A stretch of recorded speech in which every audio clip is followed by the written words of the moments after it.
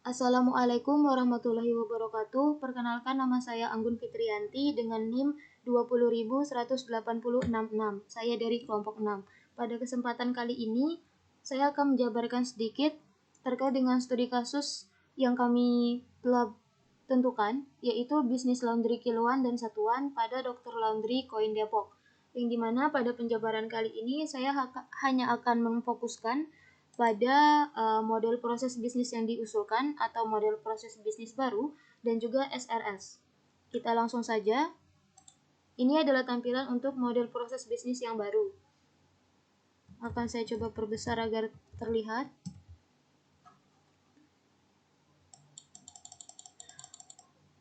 Pada model proses bisnis yang baru ini terdapat 4 aktor yang berbeda.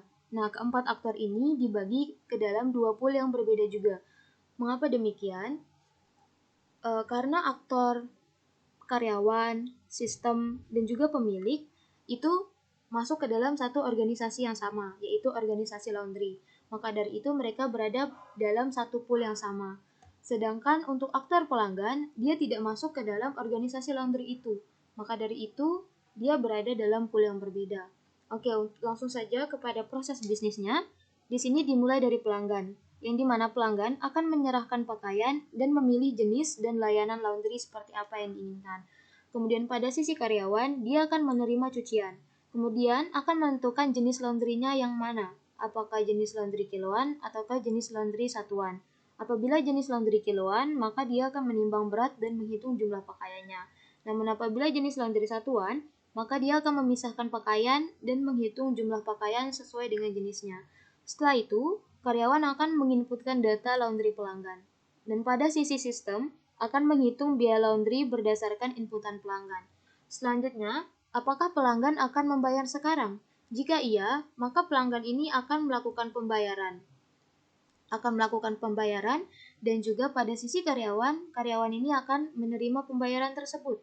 Dan setelah itu, karyawan akan memperbarui inputan pembayaran menjadi lunas dan akan disimpan pada sistem, yang dimana sistem memproses inputan data laundry pelanggan. Selanjutnya adalah sistem akan mencetak nota pengambilan. Dan pada sisi karyawan, setelah sistem mencetak nota itu, karyawan akan menyerahkan nota pengambilan tersebut dan akan diserahkan pada pelanggan. Kemudian pelanggan akan menerima nota pengambilan tersebut. Kembali lagi pada sisi karyawan pun akan menyortir dan melabeli cucian berdasarkan data pelanggan. Setelahnya karyawan akan memproses cucian tersebut dan karyawan akan mengepek atau mempacking pakaian pelanggan.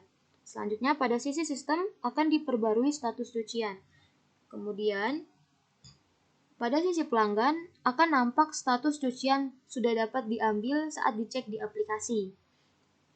Kemudian terdapat exclusive getaway, yang dimana apakah nomor pelanggan itu terdaftar di WhatsApp. Jika iya, maka karyawan akan mengirimkan pesan WhatsApp bahwasanya pakaian sudah dapat diambil.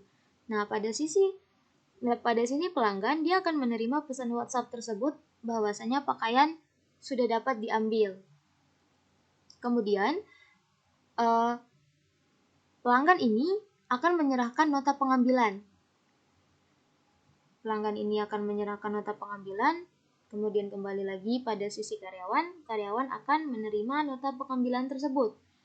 Setelah karyawan menerima nota pengambilan,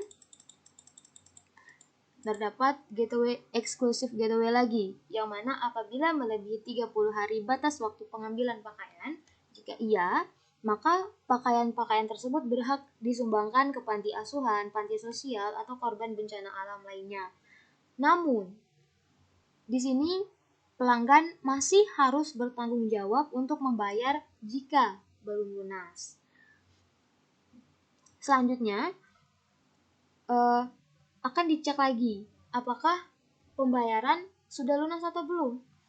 Jika belum, maka karyawan akan menerima pembayaran lunas yang dilakukan oleh pelanggan. Pelanggan melakukan pembayaran lunas dan akan diterima oleh karyawan. Karyawan ini menerima pembayaran lunasnya. Kemudian pada sisi sistem akan diperbarui status pembayaran menjadi lunas. Selanjutnya, Di sini, sistem akan memperbarui status cucian yang tadi sudah dilunasi dan akan dicetak nota penerimaan. Dan pada sisi sistem pun sudah selesai.